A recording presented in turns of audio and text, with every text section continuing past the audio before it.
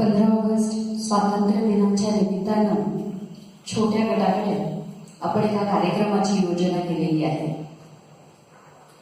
हा कार्यक्रम सादर करण्यासाठी आपल्याकडे आपल्या शाळेची माजी विद्यार्थिनी डॉक्टर प्रचिती सुरू कुलकर्णी हिला आपण आज बोलावलेलं आहे. ताईची मी थोडक्यात ओळख करून देते. प्रचिती ताईनं BA-MS केलेलं आहे आणि त्यानंतर health care and hospital management याच्यामध्ये MBA केलेलं आहे. आयुर्वेदातली डॉक्टर म्हणून तिचं काम चालूच आहे, पण तिनं आपला अभिनयाचा छंद अगदी लहानपणापासून जपलेला आहे. शाळेमध्ये 3री पासून मुक्ताईच्या जीवनावरती ती काही ना काही प्रयोगांचं सादरीकरण करत आहे. प्रबोधिनीत असताना की तिचा मुक्ताई एक मुक्ताविष्कार नावानं मुक्ताईचं जीवनचरित्र सांगणारा पहिला प्रयोग झाला होता आणि तो आजपर्यंत चालू आहे आणि त्याचे जवळपास 281 प्रयोग हे भारतातच नाही तर भारताबाहेर सुद्धा म्हणजे Singapore, America, Africa, Europe, Australia अशी 5 खंडांची वारी करून आलेला आहे. मुक्ताई बरोबरच जगी धन्य तो दास सर्वोत्तमाचा हे रामदासांच्या जीवनावरचे प्रयोग जवळपास 48 प्रयोग हे देशोदेशी झालेले आहेत. याबरोबरच व्यावसायिक रंगभूमीवरती सुद्धा प्रचलिताईचं काम चालू आहे. तो मी नव्हेच, तुझे आहे तुझं पाशी, लग्नाची वेळी, थोडंसं लॉजिक, थोडंसं मॅजिक, डबल गेम यासारख्या प्रसिद्ध नाटकांमधून तिनं काम केलेलं आहे. नाटकांबरोबरच मराठी आणि हिंदी मालिकांमध्येही तिनं अभिनय केलेला आहे. नंदादी, आत्मकथा, गगनाला पंख नवे, मुक्ताई, समिधा या काही मराठी मालिका आणि विनायक दामोदर सावरकर, छत्रपती शिवाजी या हिंदी मालिकांमध्ये तिनं काम केलेलं आहे. हंबरडा, फुलवा, खेळ संसाराचा, बेरीज वजाबाकी या मराठी चित्रपटांमध्ये आणि देवी अहिल्याबाई, हनन यासारख्या हिंदी चित्रपटांमध्ये देखील तिनं अभिनय केलेला आहे. रेडिओवरील बालोद्यान या कार्यक्रमामध्ये ती सतत 5 वर्ष सहभागी होती. याशिवाय मुलाखतकार, नाट्यवाचक, समन्वय अशाही वेगवेगळ्या भूमिका तिने रेडिओवरती निभावलेल्या आहेत. तिच्या या सगळ्या कामासाठी अर्थातच तिचं कौतुक झालेलं आहे. वेगवेगळे पुरस्कार तिला मिळालेले आहेत. त्यामध्ये रानडे वक्तृत्व पुरस्कार, शाहू मोडक बाल कलाकार पुरस्कार, बालगंधर्व पुरस्कार, नाट्य परिषदेचा मधु आपटे पुरस्कार, Indian press council award, mid day achievers award, Pune महानगरपालिकेचा पुरस्कार अशा पुरस्कारांनी तिला सन्मानित केलेला आहे. आज आपण जे बघणार आहोत तो प्रयोग आहे मुक्ताई एक मुक्ताविष्कार. महाराष्ट्रामध्ये आपल्याला संतांची एक मोठी परंपरा लाभलेली आहे. निवृत्ती ज्ञानदेव सोपान मुक्ताबाई असे आपण म्हणतो. त्यामुळे मुक्ताबाई आपल्याला माहिती नक्की आहे पण तिचा परिचय नाही. ज्ञानेश्वरांचं चरित्र सगळ्यांना माहिती आहे पण ही 4ही अलौकिक भावंड फार कमी जणांना माहिती आहे. आज या प्रयोगाच्या निमित्तानं आपण मुक्ताईचं जीवनचरित्र माहिती करून घेणार आहोत. या प्रयोगाचं लेखन श्रीमती वैद्य प्रफुल्लता सुरू यांनी केलेलं आहे आणि याचं दिग्दर्शन वैद्य प्रशांत सुरू यांनी केलेलं आहे. निवृत्ती ज्ञानदेव सोपान ही खरं तर ब्रह्मा विष्णू महेश यांची रूपं मानली जातात आणि या भावंडांची बहीण आदिमाया ही मुक्ताईच्या रूपानं जन्माला आलेली असं मानलं जातं.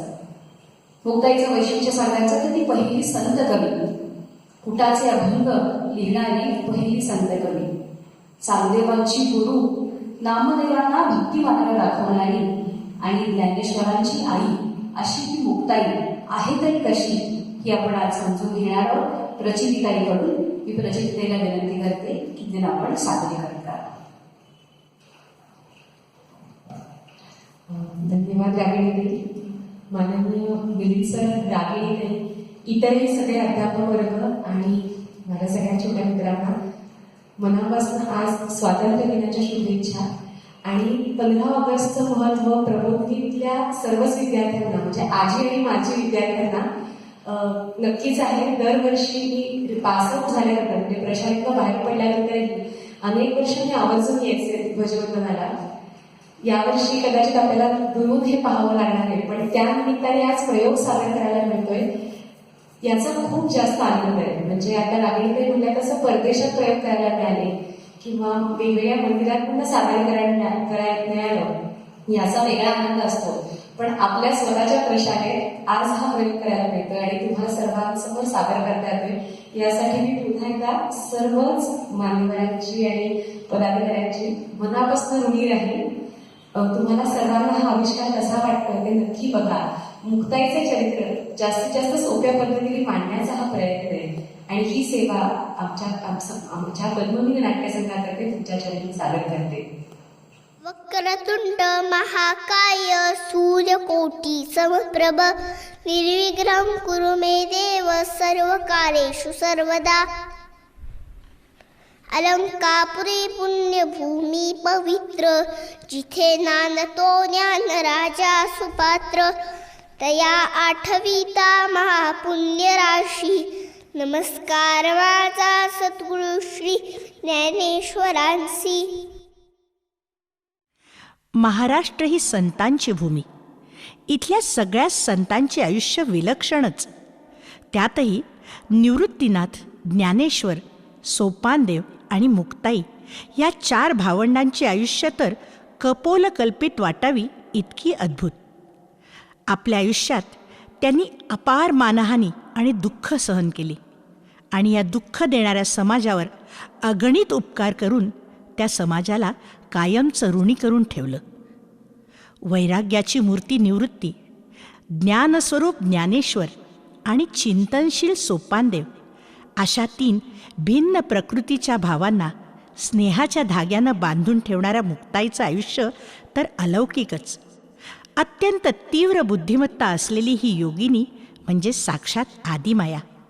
अवघ्या 17 वर्षाच्या आयुष्यात तिनं जनमानसावर आपला ठसा कायमचा उमटवला.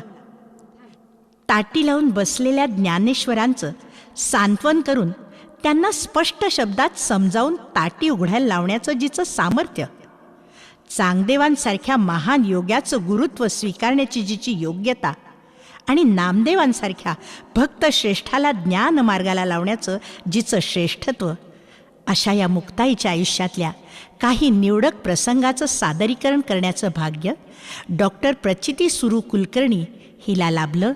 ही माऊलीचीच कृपा. आपण सर्व श्रोतृवर्गांनी आमचं हे धाडस गोड मानून घ्यावं. डॉक्टर प्रचिती सुरू कुलकर्णी विनम्रपणे सादर करीत आहे मुक्ताई एक मुक्ताविष्कार. मुक्ताई एक मुक्ताविष्कार.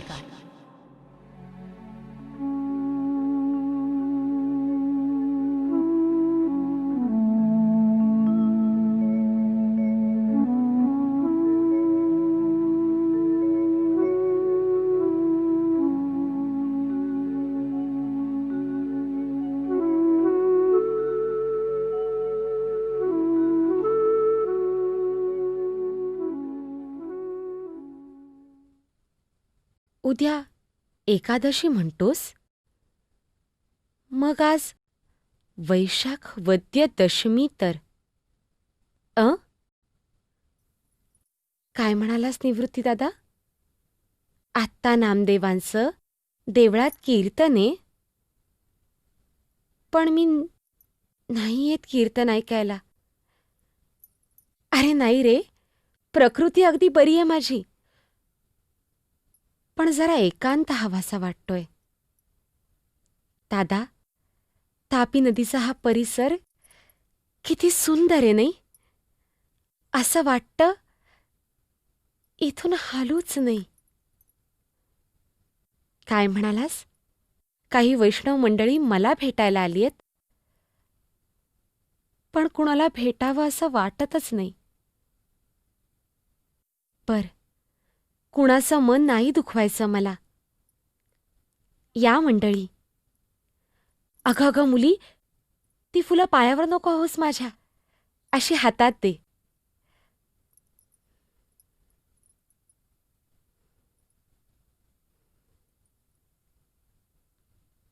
निवृत्ती दादा,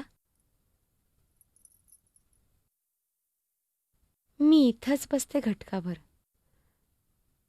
नको नको, दुसरं कोणी नको सोबत मला. अरे म्हणजे ही फुलं आहेत ना माझ्या सोबतीला. तू जा. तूही जर गेला नाहीस तर नामदेवांना किती वाईट वाटेल. जा, निशंक मनानी जा.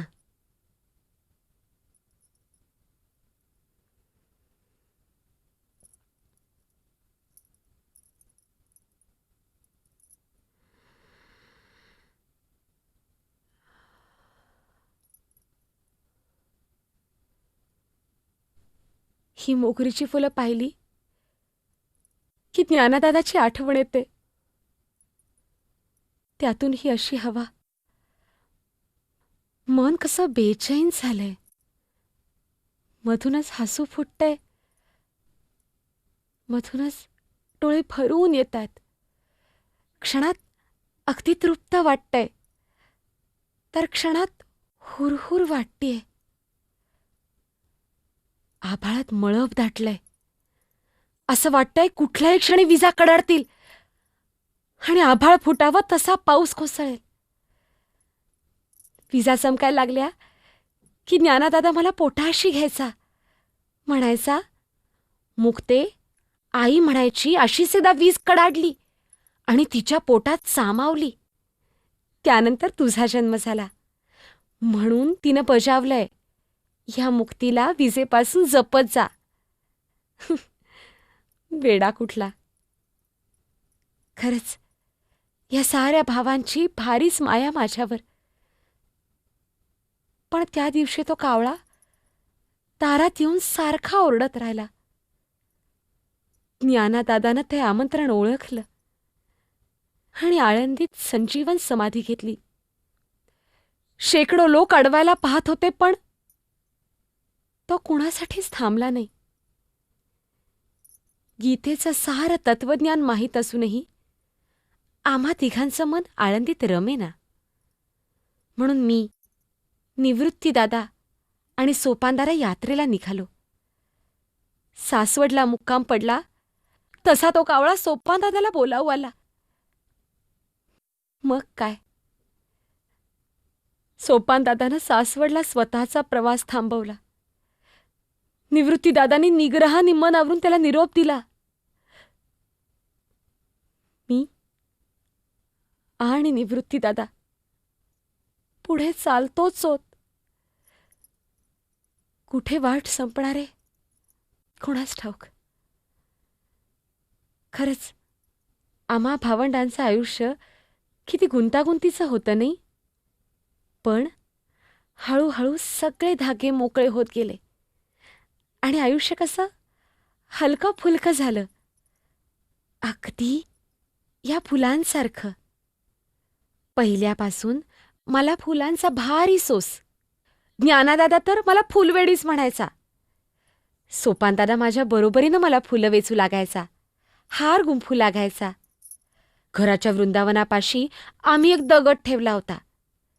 तोच आमचा देव. त्याला केवढाले हार करून व्हायची मी. माझा निवृत्तीदादा एरवी किती शांत, गंभीर आणि अबोल. पण माझं फुलांचं वेड माहीत असल्यानं कुठं वेगळं फूल दिसलं की आवर्जून घेऊन यायचा. आई बाबांचं प्रेम फार काळ लाभलं नाही मला, पण भावांच्या या प्रेमानं कुठं त्याची उणीव जाणवली नाही. त्यामुळेच वैराग्याचं मूळ मनात रुजलं ते दुःखाच्या नाही, तर समाधानाच्या सिंचनातून. आणि आयुष्य ह्या फुलासारखं झालं. तो दिवस अजून आठवतोय मला. नदीवरून पाणी भरून येत होते मी. वाटेत मोगऱ्याने डवरलेलं झाडच आडवं आलं. मग काय, तिथंच रेंगाळली माझी पावलं.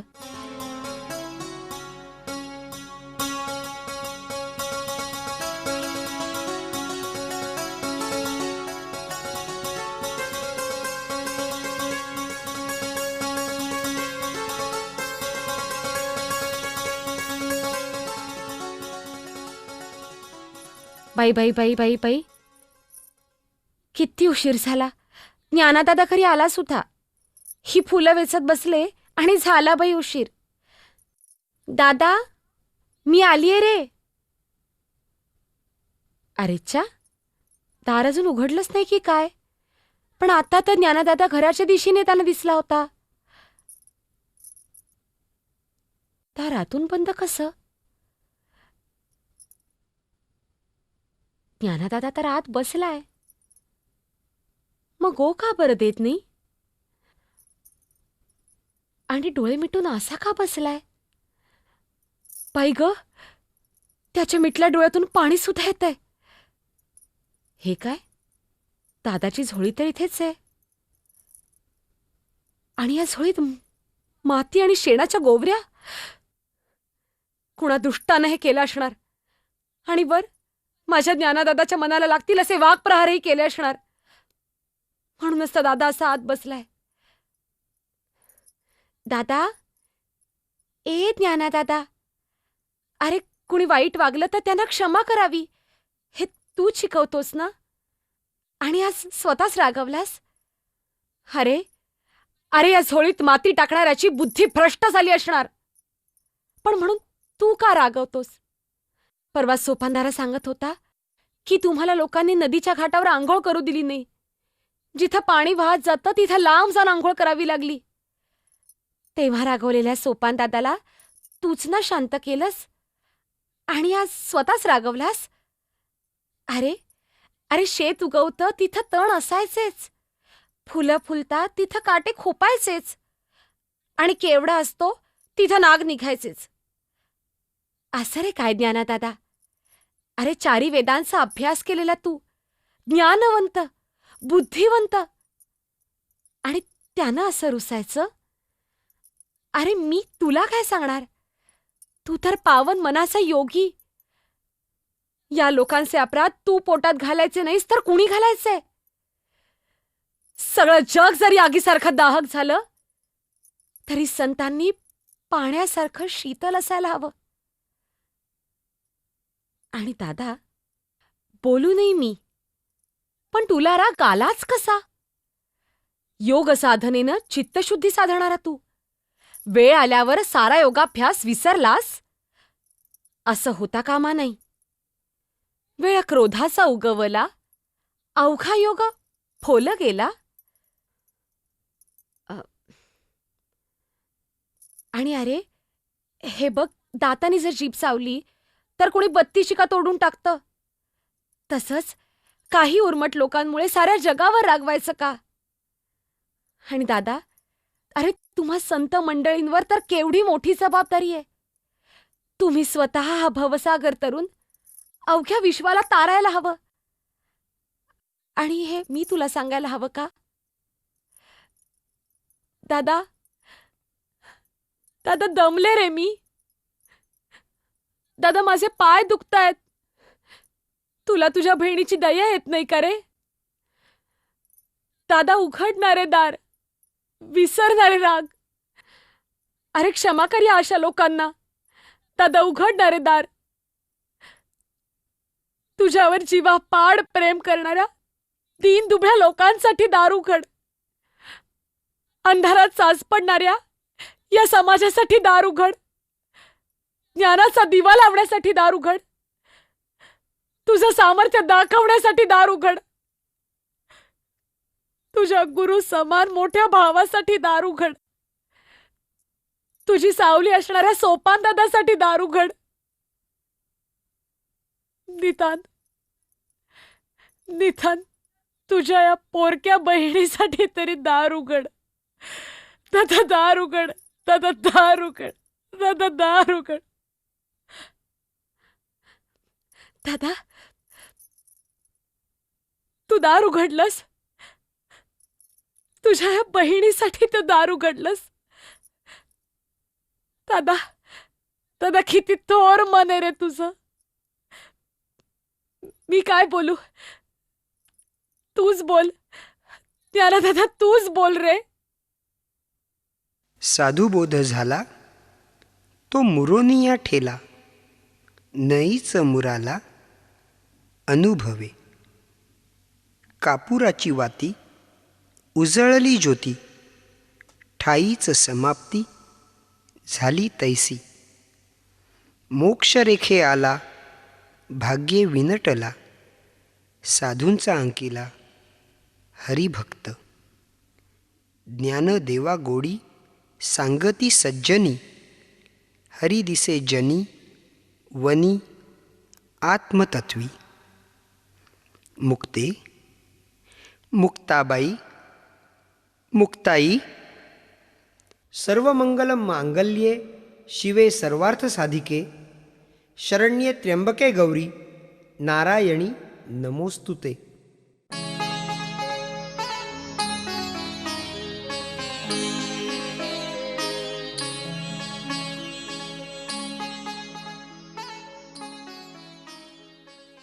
माझे दादा एवढे हुशार, एवढे ज्ञानी, पण आळंदीतले लोक त्यांच्या मुंची करेनात. खरं तर तिथल्या ब्रह्मवृंदाच्या सांगण्यावरून माझ्या आईबाबांनी देहांत प्रायश्चित्त सुद्धा घेतलं होतं. केवढी कठोर शिक्षा. माझ्या बाबांनी संन्यास घेतला होता, पण गुरूंच्या आज्ञेवरून त्यांनी परत गृहस्थाश्रम स्वीकारला. हा म्हणे भयंकर गुन्हा केला होता, म्हणून ब्रह्मवृंदानं त्यांना वाळीत टाकलं. माझ्या आईबाबांनी तो त्रास निमूटपणे सोसला, कारण माझ्या बाबांनी हे जाणलं होतं की या समाजाचे जे नियम आहेत त्यांना मान द्यायलाच हवा. त्यांची फार इच्छा होती की माझ्या तिन्ही भावांच्या मुंजी व्हाव्यात, त्यांना या समाजात स्थान मिळावं. म्हणून ब्रह्मवृंदासमोर ते पुन्हा उभे राहिले, तर ब्रह्मवृंदानं त्यांना देहांत प्रायश्चित्त सुनावलं. बाबांना वाटलं त्यांनी प्रायश्चित्त घेतलं तर आम्हा मुलांवरचा कलंक धुतला जाईल, आमचं आयुष्य मार्गी लागेल. म्हणूनच त्यांनी निमूटपणानं आपलं आयुष्य संपवलं. खरंच किती अवघड गेलं असेल हे त्यांना. 3 गोजिरी लहान मुलं आणि माझ्यासारख्या चिमण्या बाळीला सोडून जाणं. किती वेळा त्यांचे डोळे भरून आले असतील, किती वेळा त्यांनी मागे वळून पाहिलं असेल. आणि मग मन कठोर करून त्यांनी प्रायश्चित्त घेतलं असेल. फक्त वाईट याचं वाटतं की ते प्रायश्चित्त घेऊन काहीच लाभ झाला नाही. आमचं आयुष्य काही बदललं नाही. तोच अपमान, तीच मानहानी. शेवटी काही हितचिंतकांनी निवृत्तीदादा आणि ज्ञानदादाला सुचवलं की तुम्ही पैठणला जाऊन शुद्धीपत्र आणा. निवृत्तीदादा तर म्हणाला, कशाला हवं शुद्धीपत्र, आपण तर शुद्धच आहोत. सोपानदादाचं मत निवृत्तीदादासारखंच होतं, पण ज्ञानादादा म्हणाला, दादा, आपण ज्या समाजात राहतो त्याचे नियम मानलेच पाहिजेत. अरे, आपल्या आईबाबांनी या नियमांचा आदर करायचा म्हणून तर प्रायश्चित्त घेतलं. त्यांचा त्याग वाया जायला नको. मलाही ज्ञानादादाचं मत पटलं. मग आम्ही पैठणला जायचं ठरवलं. तो प्रवास, ते पैठण सारं आठवतंय मला. पैठणच्या रस्त्यात एक मोठीच गंमत झाली. ज्ञानादादा माझ्या पुढे चालत होता, तेव्हा रस्त्यात एक सोन्याची मोहोर पडली होती. ज्ञानादादानं चटकन त्या मोहरेवर माती लोटली. दादा मोठा भाऊ ना, त्याला वाटलं असणार की मी अजून लहान आहे, त्यामुळे मला मोह होऊ शकेल. पण अहो, स्वतःच्या जीवाचाही मोह न ठेवणाऱ्या आईबाबांची लेक मी. मला का हा मोह होणार होता? मी हसून म्हटलं, निवृत्तीदादा, या ज्ञानादादाला अजून काळी माती आणि पिवळी माती यातला फरकच कळला नाही रे. माझं हे बोलणं ऐकून ज्ञानदादा अगदी खजील झाला. माझ्याकडे बघत कौतुकानं हसत निवृत्तीदादा म्हणाला, ज्ञाना, ही मुक्ता हे कोडच आहे. क्षणात अगदी लहान मुलीसारखी वागते, तर क्षणात सहजी महान तत्वज्ञान सांगून जाते. ज्ञानादादानं माझा हात धरला आणि आम्ही पुढे निघालो, पैठणकडे.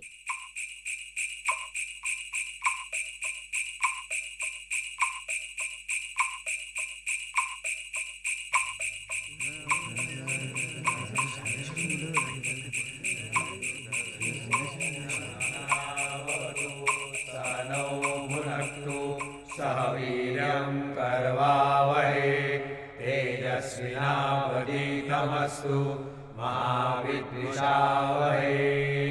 ओम. नाहीच मुळी, तसं नव्हतंच मुळी. ए निवृत्तीदादा, सांग ना रे, हा सोपानदादा म्हणतोय की काल मीच खूप दमले होते म्हणूनच झाडाखाली थांबले होते. पण मी तर हा सोपानदादा दमलेला दिसला ना म्हणूनच थांबले होते. आणि मी दमणार तरी कशी रे? सारखं ह्या ज्ञानादादाच्या नाही तर तुझ्या पाठुंगळी तर बसले होते. ए हसतोस काय रे? जा, मी नाही बोलत. काय म्हणालास ज्ञानादादा? खरंच रे, हे प्रतिष्ठान क्षेत्र भारीच सुरेख आहे. इतकं काही सांगायला नकोय मला.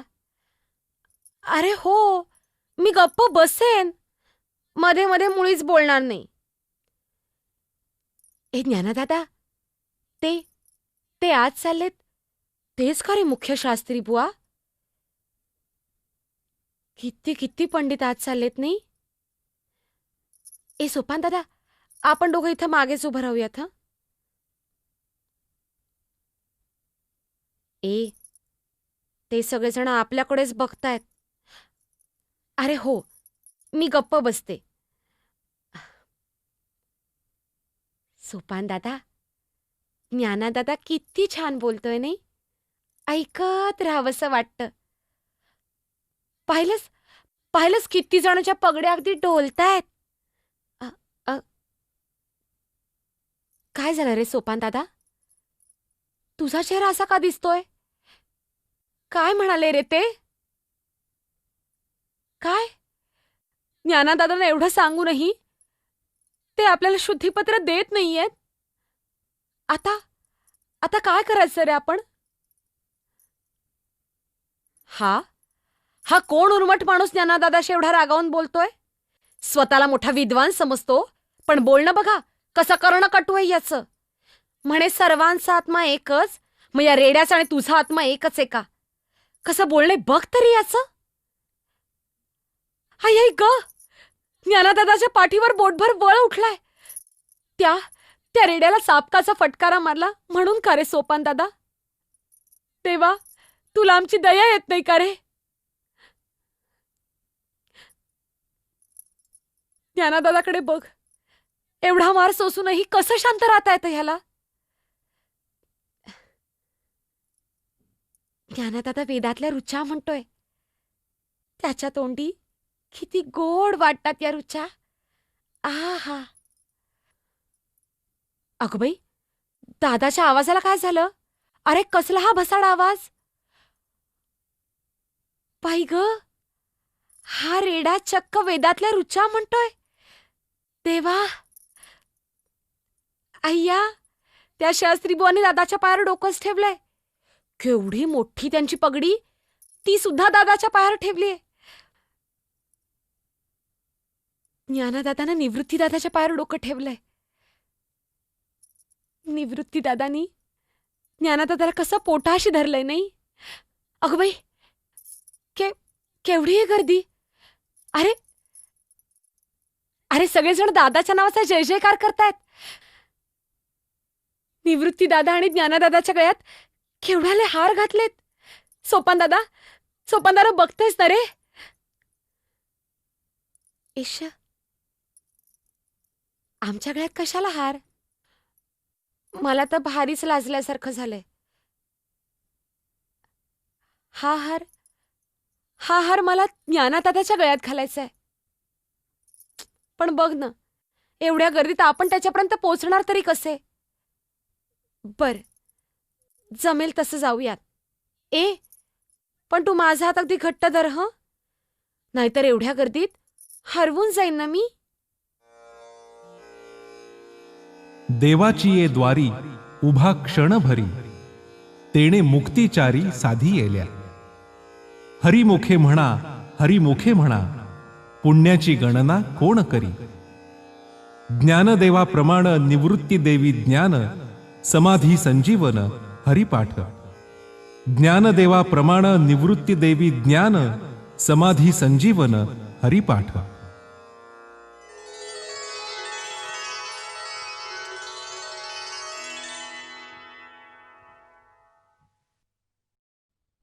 पैठणच्या ब्रह्मवृंदानं ज्ञानादादा, निवृत्तीदादाची योग्यता ओळखली.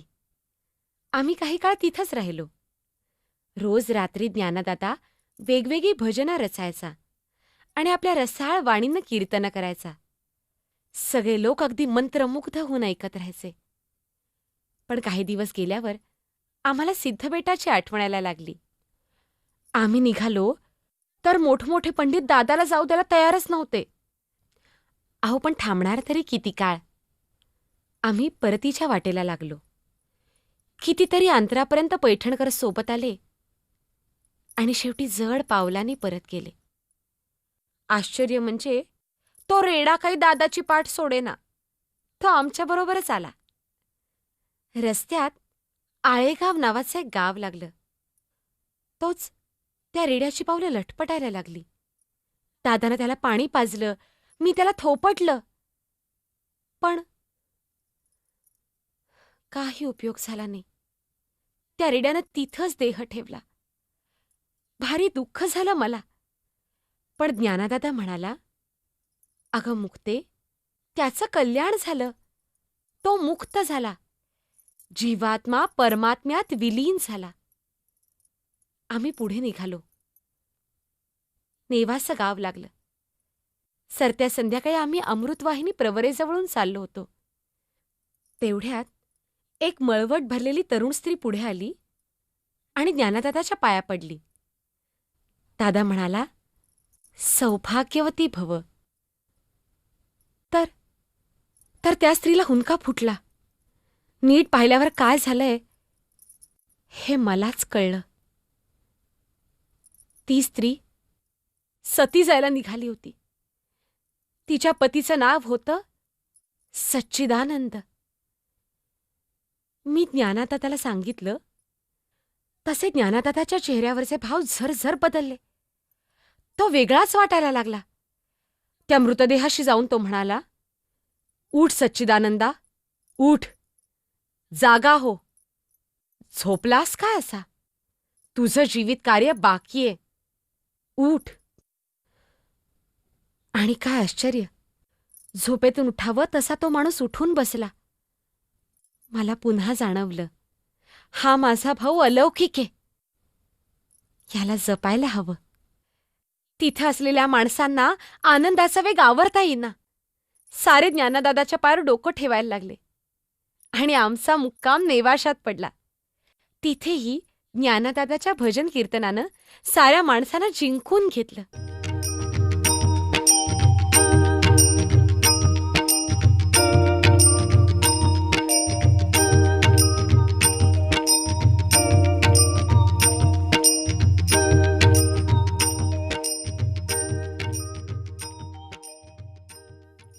ज्ञानादादा, असा उदास का बसलायस? बरं वाटत नाही का तुला? काही दुखतंय खुपतंय का रे? अरे बोल ना रे, असा गप्प का? निवृत्ती दादा, ए सोपान दादा, बघा ना रे, हा ज्ञानादादा काही बोलतच नाहीये. काय म्हणालास? तुला निवृत्ती दादाशी काही महत्वाचं बोलायचंय? अरे मग बोल ना, आम्हीही ऐकतो.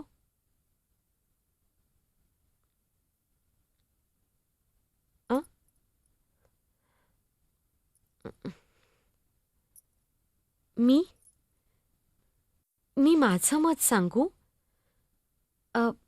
निवृत्ती दादा, ज्ञानादादाचं म्हणणं खरंय. आपल्या आजूबाजूचे लोक किती अज्ञानी आहेत. खरा धर्म विसरूनच गेलेत. खरं ज्ञान त्यांच्यापर्यंत पोचायलाच हवं आणि ते पोचवायचं काम आपणच करायला हवं. पण तुझं म्हणणंही एका परी पटतंय. ज्ञानाचं दान अयोग्य ठिकाणी करून कसं बरं चालेल? तू नाथ संप्रदायाचा शिष्य आणि गुरुही. एका गुरुनं एकाच शिष्याला सारं ज्ञान सोपवायचं अशी ही गुरु परंपरा. जसं आदिगुरु शंकरांनी मच्छिंद्रनाथांना, मच्छिंद्रनाथांनी गोरखनाथांना, गोरखनाथांनी गहिनीनाथांना, गहिनीनाथांनी तुला आणि तू ज्ञानदादाला दिलंस. तुला वाटतंय की हे ज्ञान असंच दिलं गेलं पाहिजे. या ज्ञानाची कवाडं सर्वांसाठी जर खुली केली तर गुरुपरंपरा खंडित होईल. अपात्रिदान केल्याचं पातक तुझ्या माथी लागेल. खरंच मोठीच तेढ आहे ही. काय म्हणालास? तू ज्ञानदादाचा म्हणजे तुझ्या शिष्योत्तमाचा हट्ट पुरवणार? ज्ञानदादानं हे सारं ज्ञान प्राकृत भाषेत सर्वसामान्यांना सांगावं असा तू आदेश देतोयस? अरे पण गुरुपरंपरा खंडित केल्याचं पातक तुझ्या माथी लागेल. त्याचं काय? काय म्हणालास? तुझ्या या परमप्रिय शिष्यासाठी होतील ते परिणाम तू आनंदानं सोसशील? वाटेल ते झालं तरी ज्ञानदादाच्या पाठीशी उभा राहशील?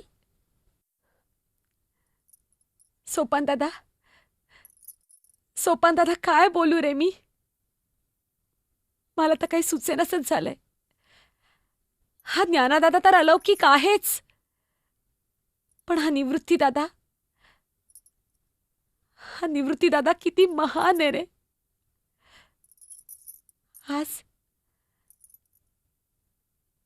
आज आई बाबा हवे होते रे.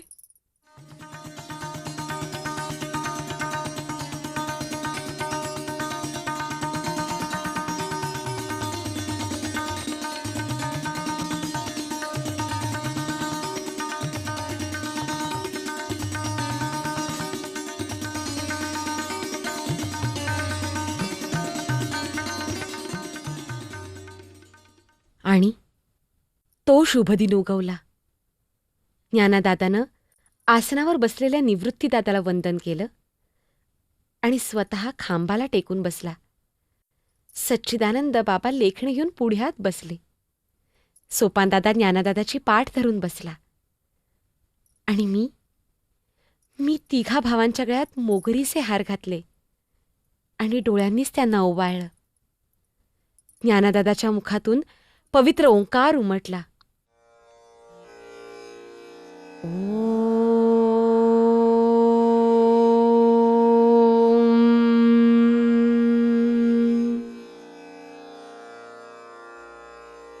ओम नमो जी आद्या वेद प्रतिपाद्या जय जय स्वसंवेद्या आत्मरूपा.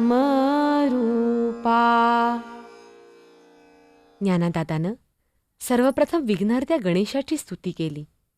वाघविलासिनी शारदा देवीला वंदन केलं आणि गुरूंचं महात्म्य सांगून स्वतःच्या गुरुला म्हणजे निवृत्तीदादाला वंदन करून रसाळ वाणीनं भगवद्गीतेचं निरूपण सुरू केलं. महायुद्धासाठी सज्ज असलेल्या त्या महासेना, त्यात शत्रुपक्षात आपल्या गुरूंना स्वकीयांना पाहून युद्धापासून परावृत्त झालेला अर्जुन, त्याला समजावणारा पुरुषोत्तम श्रीकृष्ण, युद्धवार्ता धृतराष्ट्राला पोचवणारा संजय, सारं ज्ञानदादाच्या शब्दातून अगदी जसंच्या तसं उभं राहिलं. भगवान श्रीकृष्णानं सांगितलेलं लाख मोलाचं तत्वज्ञान दादाच्या साध्या सुध्या शब्दातून पृथ्वी मोलाचं झालं. लोकांच्या हृदयाला थेट भिडलं. जैसे जीर्ण वस्त्र सांडिजे मग नूतन वेढिजे तैसे देहांतराते स्वीकारिजे चैतन्यनाथे. सृष्टीच्या उत्पत्ती स्थिती, लयाचा क्रम सहज सोपाहून उलगडत होता.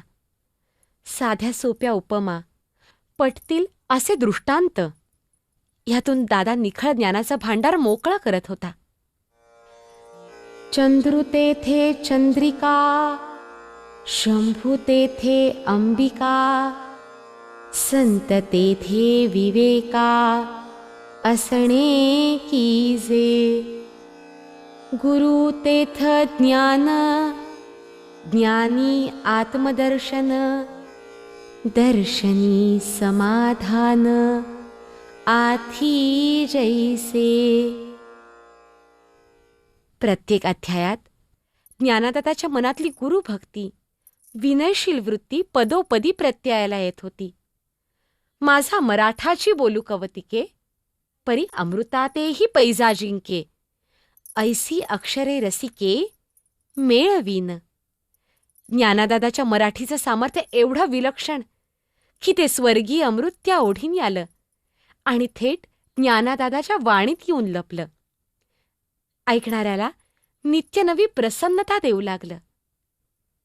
असे 17 अध्याय संपले.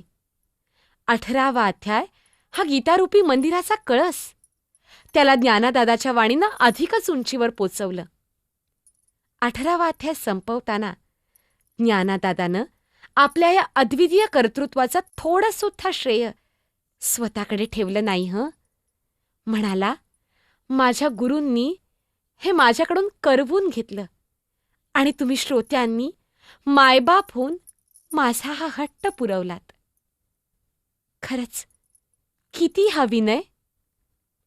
माझा साजीरा गोजीरा दादा आभाळापेक्षा मोठा झाला. मग दादानं मागितलं पसाय दान.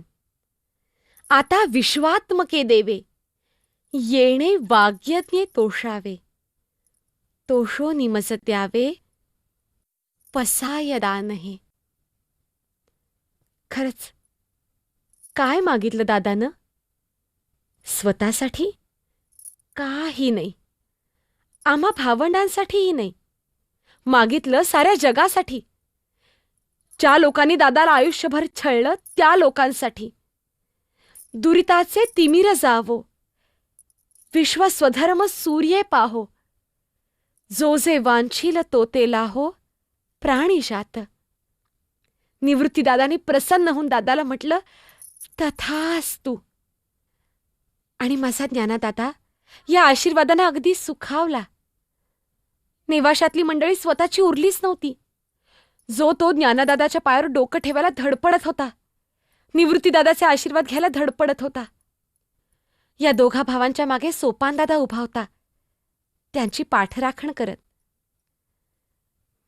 ज्ञानदादाचं रोजचं बोलणं ऐकता ऐकता जाणवत होतं की हा ज्ञानदादा तर आभाळा एवढा झालाय. आता तो फक्त आपला राहिला नाही, साऱ्या जगाचा झालाय. या विचारात माझे डोळे भरून आले. पुढचं काही एक दिसेना आणि तेवढ्यात मला जाणवलं की कोणीतरी मला जवळ घेतलंय. अरे, हा तर ज्ञानदादा. निवृत्तीदादांनी प्रेमाने डोक्यावर हात ठेवला माझ्या आणि सोपानदादानं खट्याळपणे मला चिडवलं. मग मी कधी नाही तो हट्ट केला त्यांच्याकडे. म्हणाले, आता परत आळंदीला जाऊया, आपल्या घरी.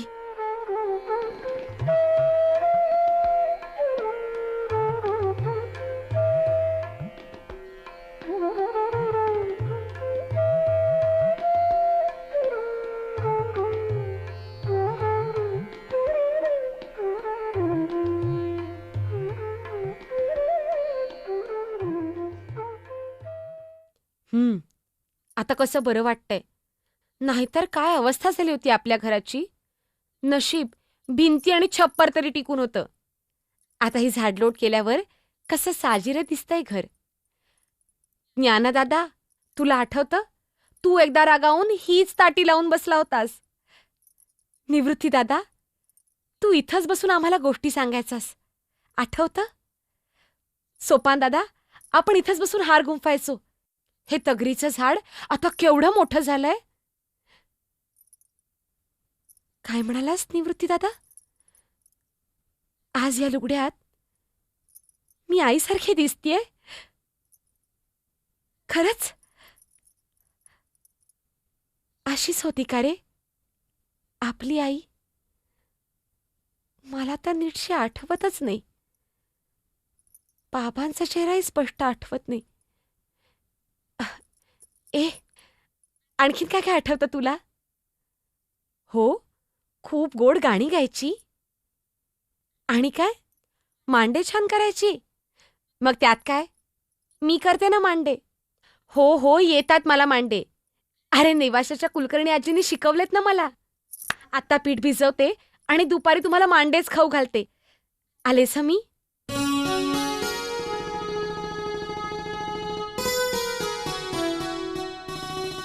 गोदूबाई, अहो गोदूबाई. हो, मी मुक्ताच. हो हो, सिद्ध बेटावरचीच. अहो, एवढ्या वर्षात मोठी नाही का होणार? नाही नाही, मडकं नकोय मला. मला की नाही मांडे भाजायला मांडे रांधण हवं होतं. हो, आज माझ्या भावांना मी मांडेच करून खाऊ घालणार आहे. द्या. अगं बाई, हे काय? विसोबा काका, अहो असं रांधण हिसकावून का घेतलं आणि फेकून का दिलं? तुकडे झाले ना त्याचे? काय? माझ्या जिभेचे चोचले?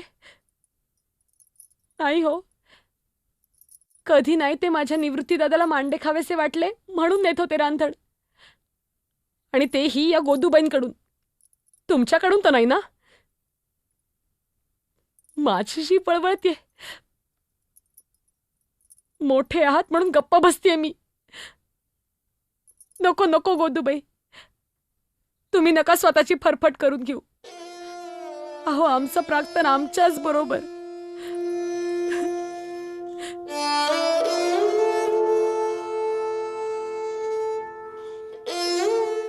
सोपान दादा, सोपान दादा, काय करू रे मी? त्या गोदूबाईंनी मला रांधण दिलं होतं, पण त्या विसोबांनी मला मिळू दिलं नाही रे. म्हणाले, संन्याशाच्या पोरांना हवेत कशाला मांडे.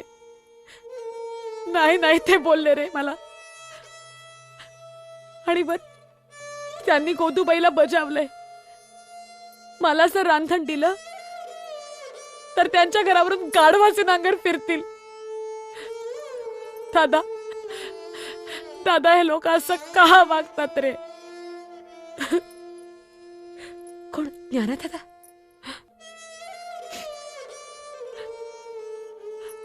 अरे, रडू नको तर काय करू रे मी? कसली मी बहीण? साधी साधी मोठ्या भावाची एक इच्छा पुरी करता येत नाही रे मला. काय म्हणालास? तू मला रांधण देतोस? अरे पण कसं? काय? योग सामर्थ्यानं तू तुझा जाठराग्नी प्रज्वलित करतोस आणि तुझ्या पाठीवर मी मांडे भाजू? पर अरे पण तुला त्याचा त्रास नाही का होणार? काय म्हणालास? तुझ्या हातून तेवढीच गुरुसेवा घडेल? पर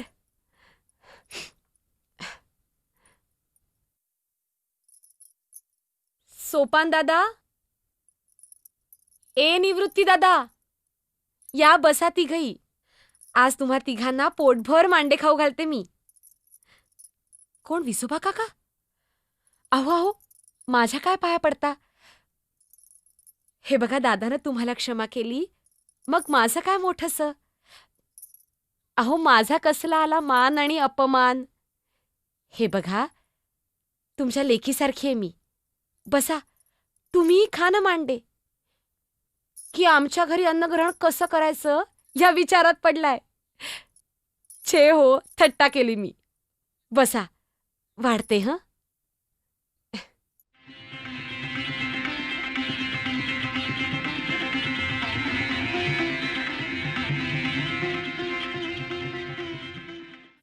आळंदीत असताना एके दिवशी आम्ही चौघं भावंड कोवळ्या उन्हात बोलत बसलो होतो.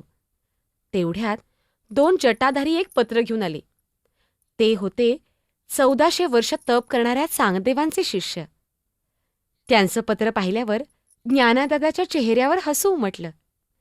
त्यांनी ते पत्र हसत निवृत्तीदादाच्या हातात दिलं.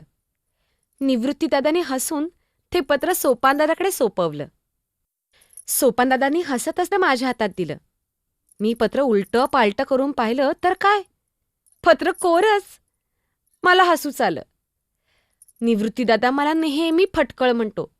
त्याच फटकळपणानं मी पटकन बोलले, दादा, 1400 वर्ष तप करूनही हा योगी अगदी कोराच राहिला की रे. तसं निवृत्तीदादांनी मला दटावलं. म्हणाला, मुक्ते, चांगदेवांची योग्यता फार मोठी आहे. 14 विद्या 64 कला यात ते पारंगत आहेत. महान योगी आहेत. आणि ज्ञानादादा म्हणाला, मुक्ते, या कोऱ्या पत्रातून त्यांचं स्वच्छ मन दिसतंय. लेखणी आण बघू. आणि मग ज्ञानादादानं काही ओव्या लिहून ते पत्र परत पाठवलं. 2च दिवसानंतरची गोष्ट. आजोबांच्या वाड्याच्या पडक्या भिंतीवर आम्ही 4 भावंड बोलत बसलो होतो. तेवढ्यात मोठा गलका ऐकूयला लागला. 5-6 गावकरी धापा टाकत आले आणि म्हणाले, अहो, वटेश्वर चांगदेव वाघावर बसून येत आहेत. हातात सापाचा असूड आहे आणि अमाप शिष्यवर्ग आहे. ज्ञानादादा निवृत्तीदादाकडे वळून म्हणाला, दादा, आपण योगीराजांना सामोरं जायला हवं. दोघं एकमेकांकडे बघून हसले. ज्ञानादादा म्हणाला, चल बाई भिंती, योगीराजांना सामोरी चल. आणि काय आश्चर्य, ती निर्जीव भिंत भराभर चालायला लागली. हे पाहून तिथल्या आजूबाजूचे सजीव गावकरी मात्र भिंतीसारखे जमिनीला खिळून राहिले. चांगदेवांनी चालत येणारी भिंत पाहिली मात्र. ते वाघावरून खाली उतरले आणि त्यांनी ज्ञानादादाचे पाय धरले. दादानं त्यांचं स्वागत केलं आणि त्यांना घराकडे आणलं. चांगदेवांनी ज्ञानादादाकडे गुरुपदेश मागितला. तसा ज्ञानादादा माझ्याकडे वळून म्हणाला, मुक्ते, या चांगदेवाला तूच उपदेश कर. मी चांगदेवांकडे पाहिलं आणि मला वाटलं, अरे हे तर माझं लेकरू. 1400 वर्षाचं असलं तरी माझंच बाळ आहे. तेवढ्यात ज्ञानादादा म्हणाला, पण चांगदेवा, ज्ञान जाणून घ्यायचं असलं तर आधी एक बळी द्यावा लागतो. तसे चांगदेव म्हणाले, एकच का, 100 बळी आणतो. असं म्हणून ते घाईघाईत निघून गेले. मला तर हसूच आलं. मी म्हटलं, दादा, अगदी बाळच आहे रे हे, 1400 वर्षाचं म्हातारं बाळ.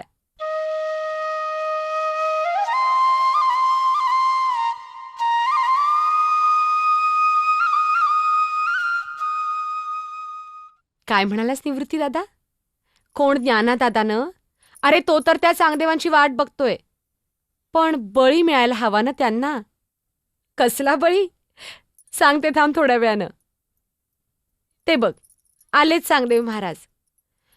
यावं योगीराज, यावं. काय हो, प्रकृती बरी नाही का तुमची? आणि बळी काय बाहेरच ठेवलाय वाटतं. काय म्हणालात? तुमचे सगळे शिष्य पळपुटे निघाले? दुसरं कोणी मिळालं नाही म्हणून तुम्हीच बळी म्हणून आलात? चांगदेवा, अरे बाळा, तुला अजून कसं रे काही कळत नाही? ज्ञानादादानं कुणा देहाचा बळी मागितला नव्हता रे. त्यानं बळी मागितला होता तुझ्या अहंतेचा. चांगया बाळा, बैस असा. अरे, तुझं योग सामर्थ्य अद्भुत आहे, पण तुला भक्ती मार्ग माहीतच नाही. त्यामुळे तुझं मन असं गोंधळलेलंय. गुरुकृपेनं तुला खरा मुक्तिमार्ग सापडेल. निर्गुणाचे डहाळी पाळणा लाविला, तेथे सूत पहुडला मुक्ताईचा. ऐक माझ्या बाळा, मी तुला ज्ञानादादानं लिहून पाठवलेल्या 65 ओव्यांचा अर्थ समजावून सांगते. सोने सोनपणा उणे, न येताची झाले लेणे. तेवी न वेचता जग होणे, अंगे जया.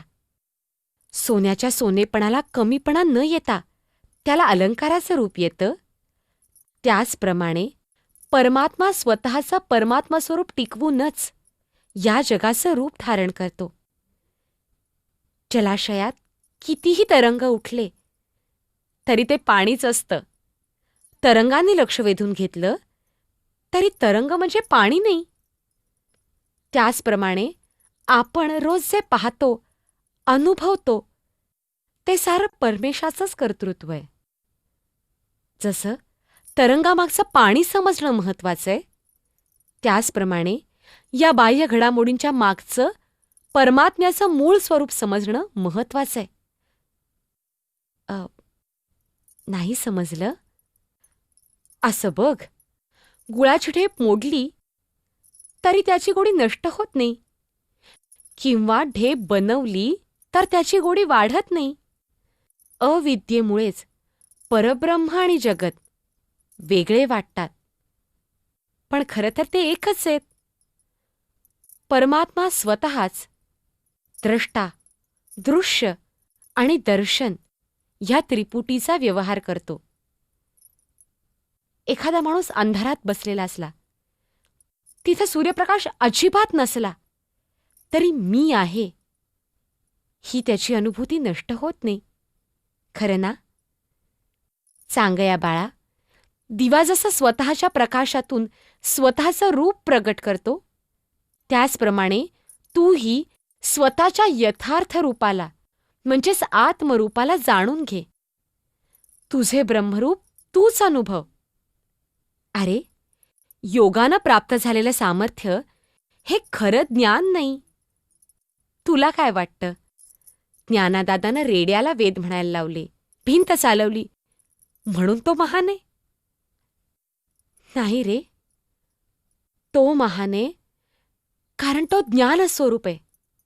तो महान आहे कारण त्यानं गीतेतलं महान ज्ञान सर्वसामान्यांसाठी खुलं केलं. काय म्हणतोस? तुला समजलं? छान. अरे, विहीर खणल्यावर पाणी लागतं ते काय बाहेरून आत घालावं लागतं? ते तर आत असतंच. वरची खडीगाळ काढला की ते दिसतं. तसंच खरं ज्ञान तुझ्यातच होतं, पण त्याच्यावर विद्वत्तेचं, अहंतेचं ओझं पडलं होतं.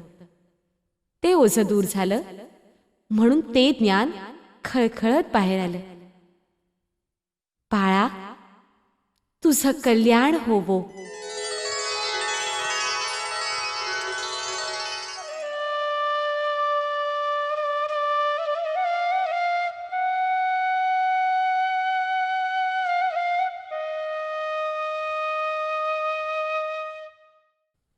तुम्हाला माहीत आहे, वैष्णवांच्या दृष्टीनं भक्तिमार्ग प्रधान, तर शैवांच्या दृष्टीनं प्राधान्य आहे योग साधनेला. आमचे बाबा मूळ वैष्णव, पण त्यांना गुरूंचा अनुग्रह झाला तो शैव संप्रदायाचा. निवृत्तीदादाचे गुरु नाथ संप्रदायातले म्हणजे शिवप्रधान. या थोर गुरुपरंपरेमुळे योगाचं तेज आमच्यात सामावलं, पण आतला भक्तिमार्गाचा झरा आटला नाही. त्यामुळेच आम्हा भावंडांना ओढ लागली पंढरीची. आम्ही निघालो तसा भक्तांचा मेळा आमच्याबरोबर निघाला. चंद्रभागेचं पात्र समोर दिसलं मात्र परकऱ्या पोरीसारखी मी नदीच्या पात्रात शिरले. त्या स्पर्शानं सारं शरीर आणि मन कसं प्रसन्न झालं. मंदिरात शिरले. पांडुरंगाची ती साजिरी मूर्ती, रुक्मिणीचं ते गोजिरं रूप. मला जाणवलं, हेच तर आमचे मायतात. ते रूप डोळ्यात मावेना. भारलेल्या मनानच बाहेर आलो तर भक्तीने रंगलेलं भजन कानी आलं. निवृत्तीदादा पुढे झाला आणि म्हणाला, आपणच भक्त शिरोमणी नामदेव ना? आपल्यासारख्या थोर भक्ताला वंदन करण्याचं भाग्य आम्हाला लाभलं. हा अलभ्य लाभ. निवृत्तीदादांनी ज्ञानादादानं सोपानदादानं त्यांना वंदन केलं. मला वाटलं की नामदेवही त्या तिघांच्या पाया पडतील, पण छे, ते तसेच उभे. तशात निवृत्तीदादा म्हणाला, "अगं मुक्ते, या महान भक्ताच्या पाया पड." पण मी म्हटलं, "दादा, तुम्ही समजता तितका काही हा मोठा नाही." सारेच चमकले.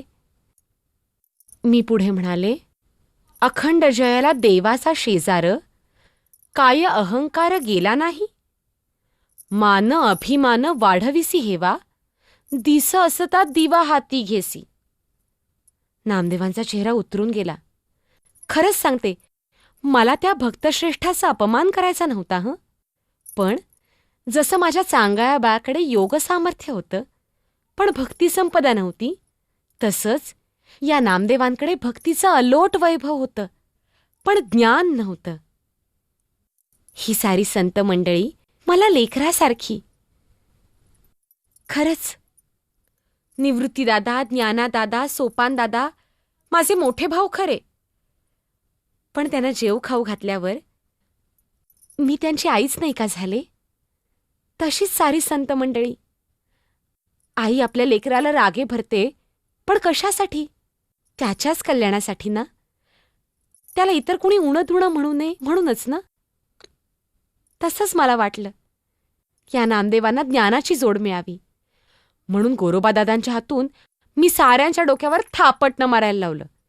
कुणी हुकीचू केलं नाही, पण नामदेव मात्र डोकं चोळायला लागले, रडवेले झाले. तशात गोरोबादादा म्हणाले, "मुक्ते, हा घट काही भाजला गेला नाही ग, अगदीच कच्चा आहे." नामदेवांना खंत वाटली. पुढे विसोबांच्या रूपानं त्यांना गुरु भेटला आणि घट पक्का झाला. त्यांच्या अध्यात्म मार्गातला अज्ञानाचा अडसर दूर झाला. ज्ञानादादाबरोबर भारत भ्रमण करणारे नामदेव खऱ्या अर्थी देवस्वरूप झाले. आईला यापेक्षा कुठलं समाधान हवं असतं?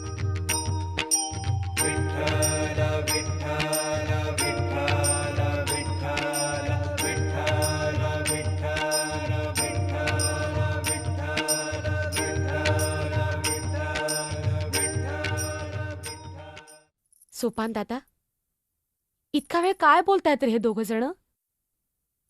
ए सोपान दादा, अरे तुझ्याशी बोलतेय मी. गेले काही दिवस ज्ञानादादा खूप अस्वस्थ वाटतोय. काय कारण असेल रे? म्हणे धीर धर. असा कसा रे तू सोपान दादा? कधी भरभरून बोलत नाहीस. मी तर तुला सगळं सांगते, पण तू सदा आपल्या चिंतनात मग्न, स्वतःच्याच विचारात गुरफटलेला. बघ कसा अगदी गालातल्या गालात हसतोयस ते. ते बघ, आले सुद्धा दोघं जण. ज्ञानादादा असा आत का गेला? काय झालं निवृत्ती दादा? तुझा चेहरा असा का दिसतोय? मला नाही का सांगणार? सांग ना रे. काय? जिवंत समाधी घेणार ज्ञानदादा?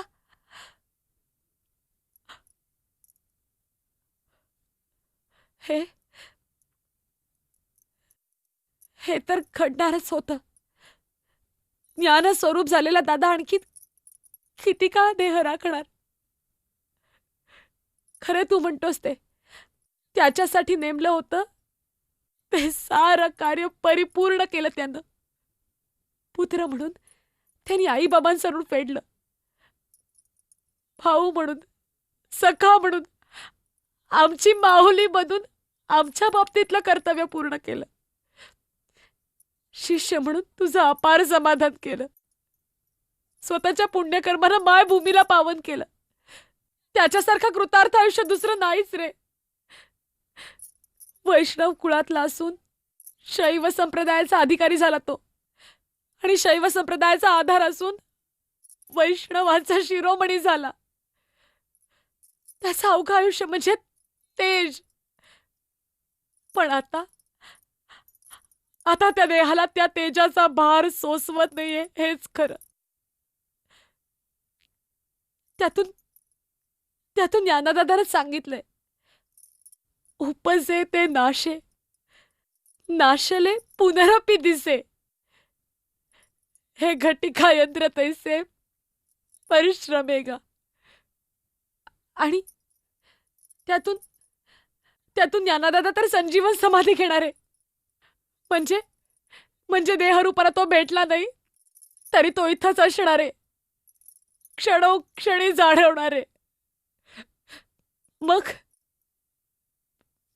दुःख कशाचं करायचं बरं? दादा योगिनी मुक्तेला हे कळतंय रे, पण भगिनी मुक्तेला हे पटलं तरी पचत नाहीये रे. ज्ञानदादा, या मुक्तेचा ज्ञानदादा साऱ्या जगावर रुचला तरी मुक्तेच्या एका हाकेपोटी ताटी उघडणारा ज्ञानदादा, वाळवंटात तिचे पाय बाजूने म्हणून तिला उचलून घेणारा ज्ञानदादा, तिचे लाड करणारा, तिची माऊली झालेला ज्ञानदादा. या ज्ञानदादाशिवाय मुक्ता, माझ्या ज्ञानदादाशिवाय मुक्ता, छे, ज्ञानदादाशिवायच्या मुक्तेची मी तर कल्पनाच करू शकत नाही रे सोपान दादा. मला झालेलं ज्ञान, कळलेलं तत्वज्ञान या क्षणापुरतं सगळं निरर्थक वाटतंय रे. दादा, ज्ञानदादा माझ्या एका हाके पोटी ताटी उघडून बाहेर आला होता ना, पण आता मी कितीही हाका मारल्या तरी समाधीचं दार उघडून बाहेर येणार नाही. मला भेटणार नाही रे. कोण? ज्ञानदादा?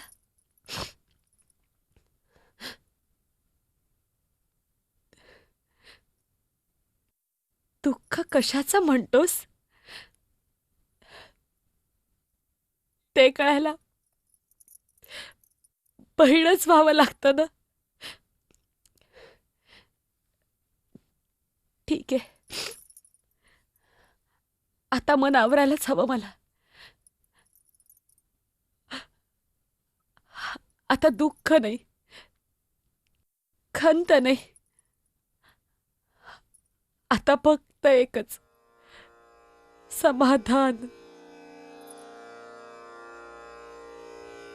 पाळिले पोसिले चालविला लळा, बा माझ्या कृपाळा निवृत्ती राजा. ज्ञानदेव म्हणे सुखी केले देवा, पाद पद्मी ठेवा निरंतर.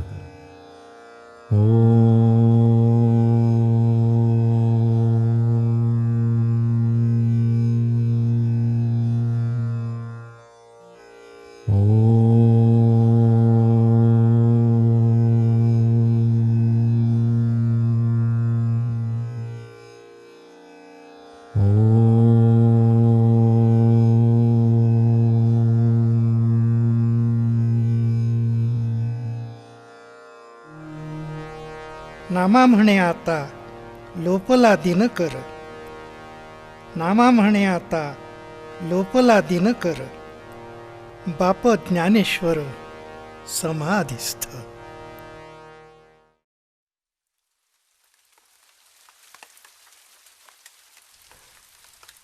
आज ही मोगरीची फुलं पाहिली आणि सगळ्या आठवणी दाटून आल्या.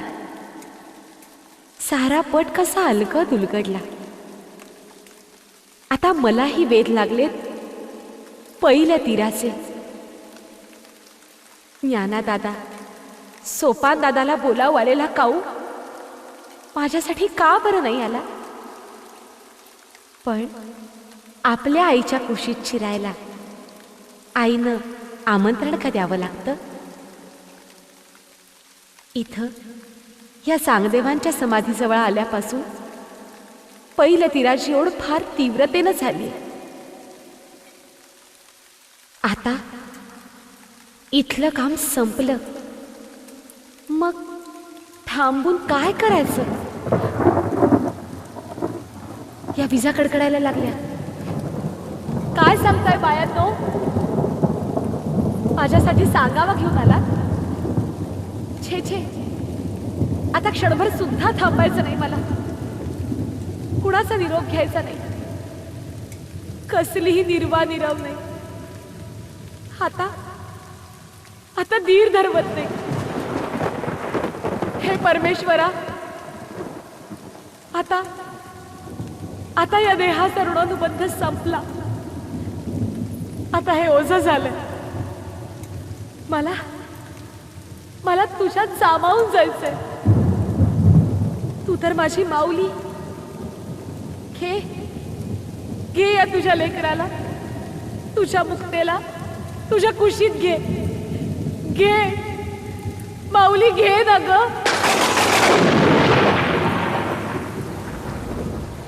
आदि माया चित्तलाती, जी विजेचे वस्त्र ल्याली, जीवनाते सार्थ करुनी, योगी मुक्ता मुक्त झाली, योगी मुक्ता मुक्त झाली, योगी मुक्ता मुक्त झाली.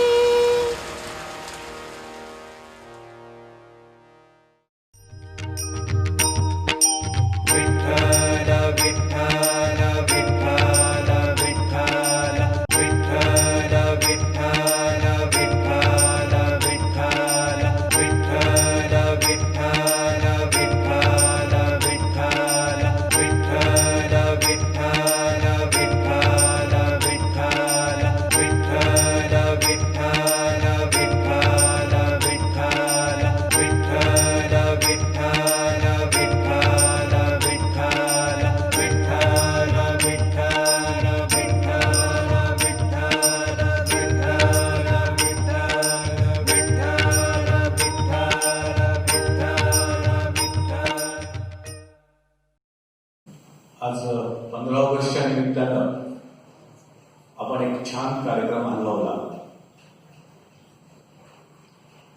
नेहमीच आपल्याला ज्ञानेश्वर माहिती असतात, पण मुक्ताबाईंकडे आपलं लक्ष जात नाही. सर्वसाधारणपणे आपल्या समाजामध्ये असं आहे की हिरोकडे लक्ष जातं, सिनेमाच्या मुख्य पात्राकडे लक्ष जातं, पण जो साईड हिरो असतो त्याला फारशी किंमत न देण्याचं आपल्याकडे पद्धत आहे. अगदी अलीकडचंच उदाहरण घेतलं तर केरळमध्ये कालिकत इथे विमान कोसळलं. त्याच्यातले कॅप्टन दीपक साठे आपल्याला माहिती आहे, पण त्याच्या इतकाच कदाचित त्यांच्यापेक्षा जास्त योग्य काम प्रवाशांना वाचवण्यात केलेलं आहे. त्यांचे चालक जे होते, को पायलट जे होते, अखिलेश कुमार शर्मा, हे आपल्याला फारसे माहिती नसतं. पण एखादं विमान चालवायचं असू दे किंवा समाजात काही ठसाव आणणारं काम करायचं असू दे, त्या मुख्य पात्राच्या इतकेच त्यांना सहाय्यभूत असणारे सगळेच जण महत्वाचे असतात. आणि योगायोग असतो, काही जण पुढे दिसतात, मूर्त रूपात येतात, पुढे येतात, प्रकट होतात, आणि काही जणांचं काम पडद्यामागचं असतं, ते आपल्याला कधीच कळत नाही. आपल्याला ज्ञानेश्वर माहिती आहे, पण मुक्ताबाईंचं काम माहिती नाहीये. आणि त्यामुळे आजच्या या सगळ्या सादरीकरणातनं मला असं नक्की वाटतं की मुक्ताबाईंचं काम आपल्या सगळ्यांच्या पुढे पोहोचलेलं आहे. समाजकार्य करत असताना मन खूप मोठं ठेवावं लागतं. आणि म्हणजे यातले आता जे काही आपण बघितलं ते सगळे त्यातले चमत्कार जे ते थोडेसे बाजूला ठेवूया. पण या सगळ्या गोष्टीतनं, मुक्ताबाईंच्या या गोष्टीत आपल्याला काय समजलं, तर मन खूप खूप खूप मोठं असायला लागतं, तर आपल्याला सगळ्यांना मिळून एकत्र काम करता येतं, समाजासाठी काम करता येतं. छोट्या छोट्या गोष्टींमध्ये जर का आपण एकमेकांचे हेवेदावे करायला लागलो आणि एकमेकांना सांभाळून नाही घेतलं तर कोणाचाच कुठलाच प्रभाव हा राहू शकत नाही. आणि त्यामुळे कदाचित थोडंसंच म्हणतोय की म्हणजे पडद्यावरच्या ज्ञानेश्वरांच्या पेक्षा मुक्ताबाईंनी ताकदवर जास्तच काम केलं असेल, पण त्या पुढे आल्या नाहीये, तशा समाजाला माहिती नाहीये. आणि त्यामुळे त्यांचं कार्य हे सगळं आज या कार्यक्रमाच्या निमित्तानं आपल्या सगळ्यांच्या पुढे आलं. मी मगाशी म्हटलं तसं की काम करत असताना जसं आपण फिजिकली काहीतरी गोष्टी करतो तसं मानसिक हेलकावे सुद्धा खूप मोठ्या प्रमाणावरती होत असतात. आणि आजच्या या कार्यक्रमात आपल्याला मुक्ताबाईंचं मानसिक हेलकावे कसे होत होते, कधी खूप उत्साह निर्माण होत होता, कधी कधी निराशाही निर्माण होत होती, कधी कधी असं वाटूनही गेलं असेल कशासाठी हा जन्म आपल्याला मिळाला, असंही कुठेतरी मनाच्या कोपऱ्यात कुठेतरी वाटून गेलेलं असणार आहे. पण तरी सुद्धा त्याच्यावरती मात करत करत या भावंडांना साथ देत एक अलौकिक, एक वेगळ्या प्रकारचं काम मुक्ताबाईंनी केलं. आणि ते सगळं आपल्या समोर आणण्याचं धैर्यच म्हणतो, धाडसच म्हणतो, ते आज आपल्या समोर प्रचितीताईंनी केलेलं आहे. आणि त्यामुळे मुक्ताबाई आपल्याला आज कळल्या. हे सगळे अनुभव आपल्या सगळ्यांना दिले याबद्दल मी प्रचितीताईचं खूप खूप कौतुक करतो. आणि आज या कार्यक्रमासाठी तिने आवर्जून वेळ दिला याबद्दल प्रबोधिनीच्या वतीनं मनपूर्वक आभार मानतो. आणि आपल्या सगळ्यांच्या वतीनं तिला एक पुष्पगुच्छ आणि छोटीशी भेट देऊन आपले कृतज्ञता व्यक्त करतो.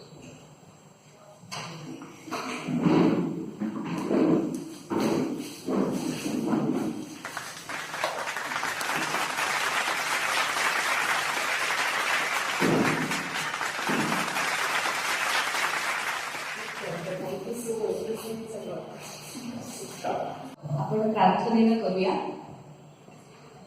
मी आज्ञा देते, त्यानंतर आपण प्रार्थनेसाठी उभं राहावं. मी प्रार्थना म्हणेन, आपापल्या ठिकाणी आपण प्रार्थना म्हणूया. बैठे बैठे सावधान, खड़े में खड़े हो,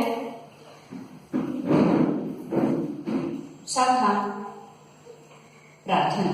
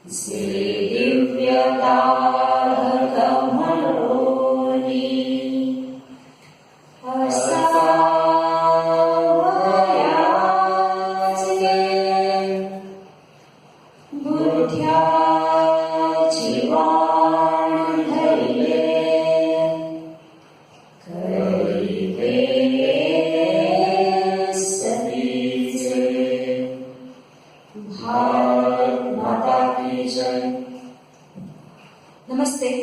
1 2 3 प्रबोधिनी विसर्जन.